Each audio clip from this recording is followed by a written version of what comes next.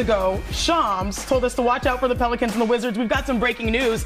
The Pelicans are trading C.J. McCollum, Kelly Olynyk. Kelly Olynyk? Olynyk. Kelly Olynyk with a three.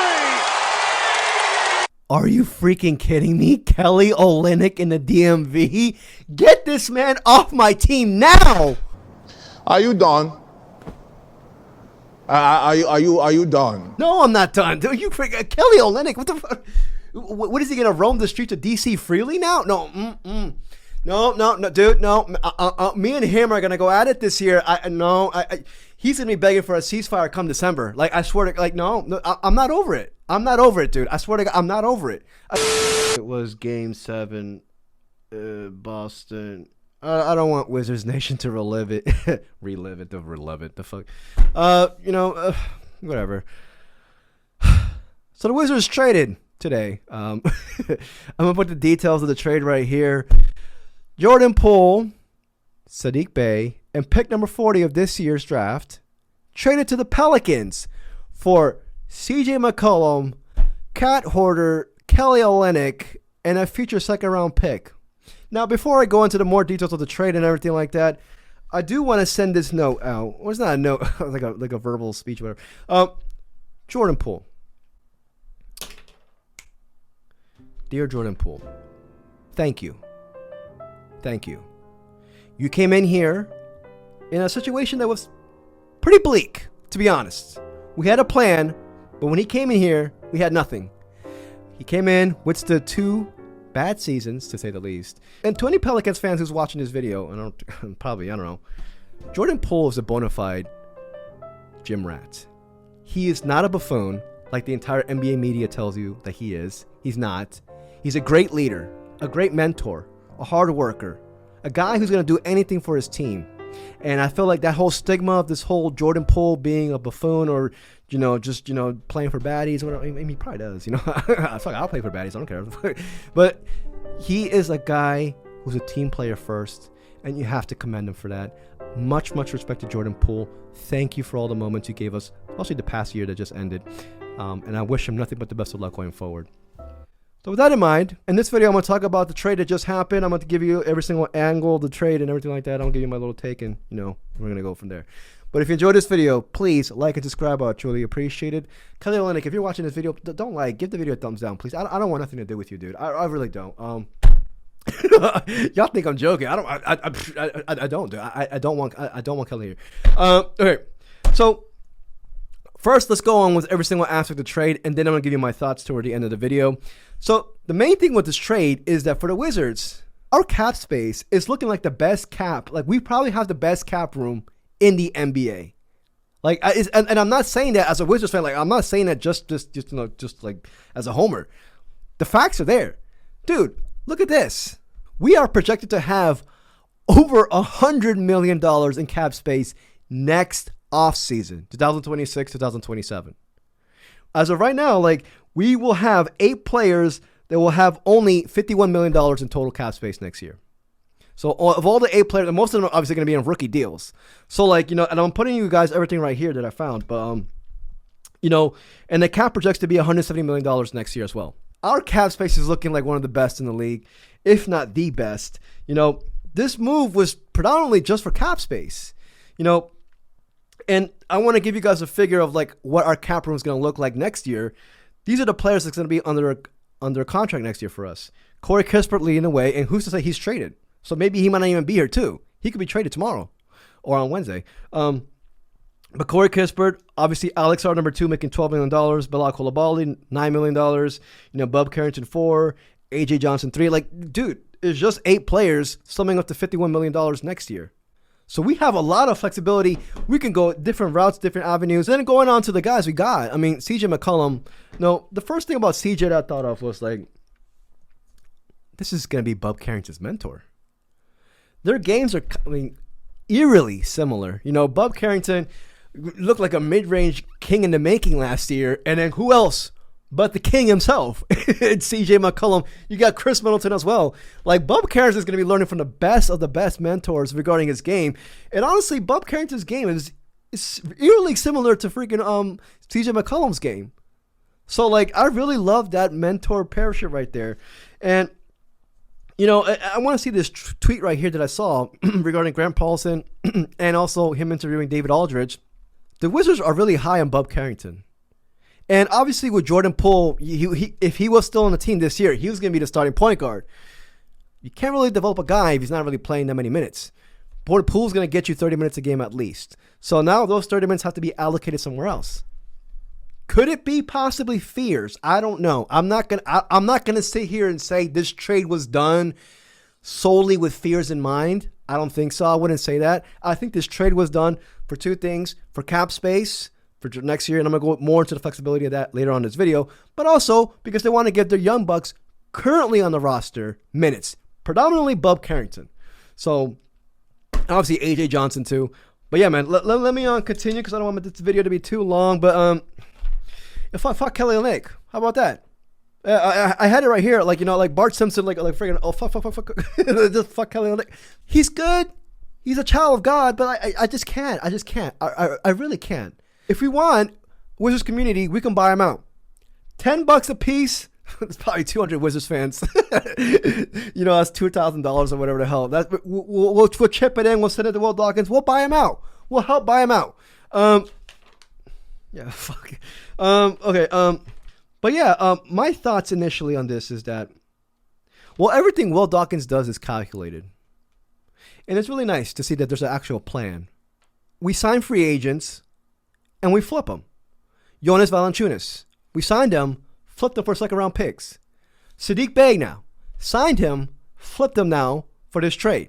It just seems like there's a plan with every single trade there's done, with not even trade, but like transaction that Will Dawkins does. And you have to commend that. You really do. And another thing is that, like, you know, I feel like the market spoke. With Jordan Poole, the market spoke loud and clear.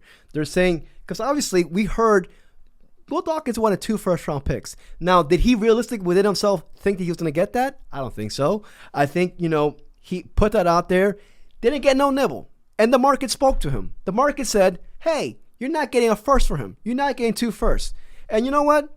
It is what it is. And the thing about this is just like, okay, the market spoke to Will Dawkins. Are you going to learn from your previous mistakes? I'm not going to say that there were big mistakes that he did.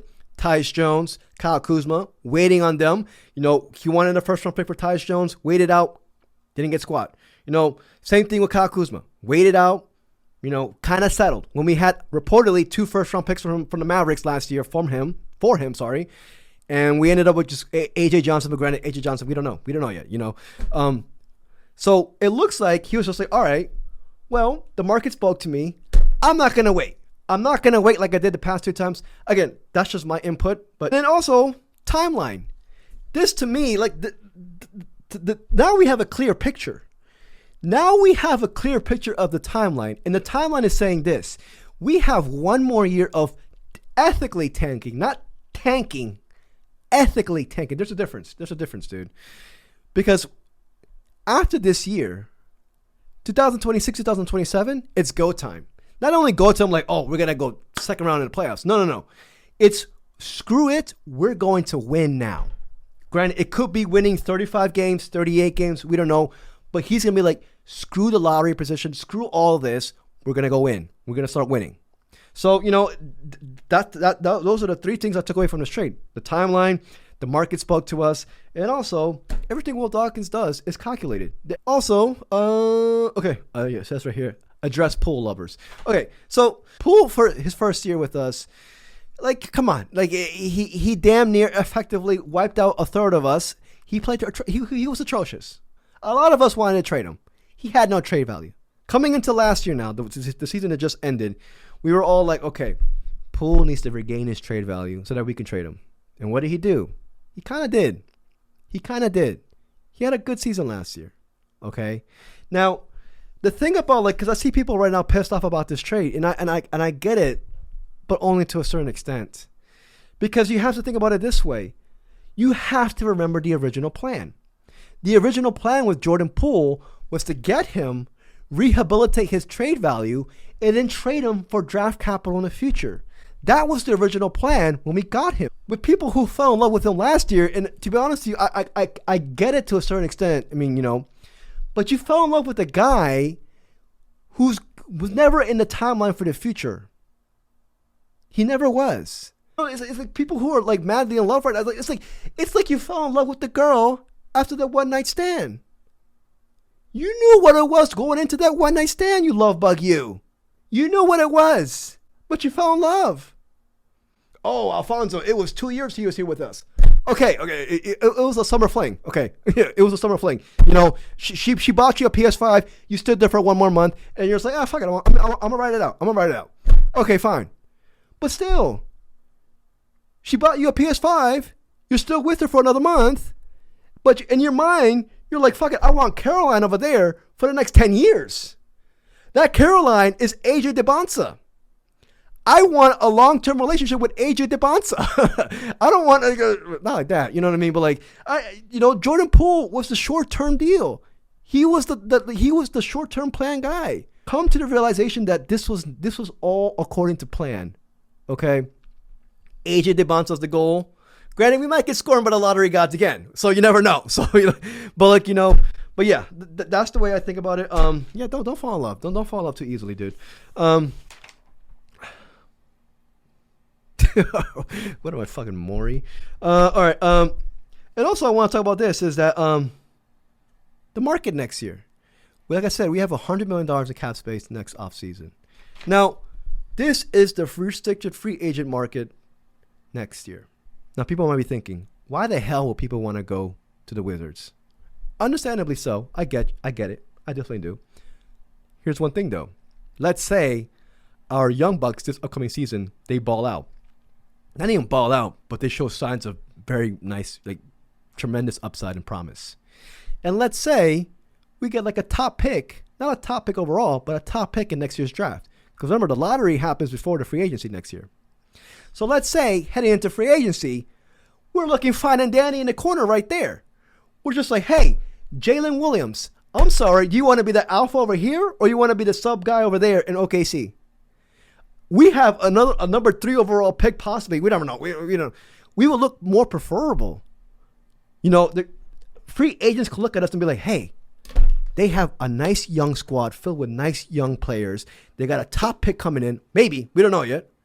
They have a lot of, cap space, so they can sign my boy as well, along with me.